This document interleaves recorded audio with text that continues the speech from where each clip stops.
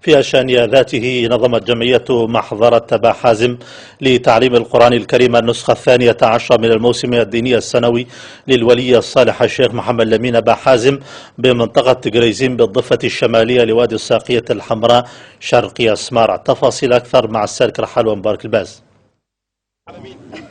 النسخة 12 من الموسم الديني السنوي للولي الصالح الشيخ محمد لمين أبا حازم اختير لها كشعار هذه السنة المحاضر التقليدية ودورها في المقاومة ومحاربة الاستعمار بالصحراء المغربية، حيث كانت محضرة الولي منذ 115 سنة مضت من بين المحاضر البارزة في التكوين الديني والعقائدي ومناهضة الاستعمار، وتصدت لكل الحملات التبشيرية للمستعمرين البرتغال والفرنسيين والإسبان، وساهمت في التوعية الدينية والحث على وحدة الأمة.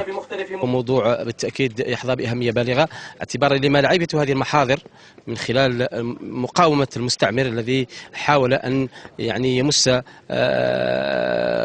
ساكنة الصحراء في عقائدها الدينية ونشر في إطار حملات تبشيرية. هذا الموضوع بالتأكيد كان مهم وكان فيه نقاش هام.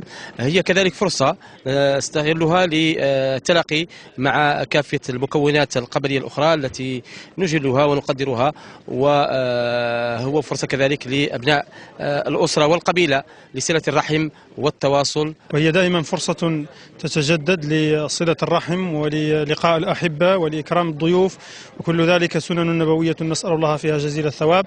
وهي كذلك فرصة لزيارة المقابر امتثالا لسنة رسول الله صلى الله عليه وسلم من أجل نبذ الشرك وحمد الله تبارك وتعالى على أن نعمة الإسلام والتوحيد، ثم ذكر الموت والآخرة، لعل ذلك يكون رادعا لهذه النفس البشرية العاصية ومحفزا على فعل الطاعة وامتثال أوامر الله تبارك وتعالى. هي فرصة متجددة لصلة الرحم بين كل أفراد الأسرة والعائلة والقبيلة، وكذلك صلة الرحم مع أعيان وشيوخ القبائل المحلية ولتجديد التواصل مع ساكنة المنطقة.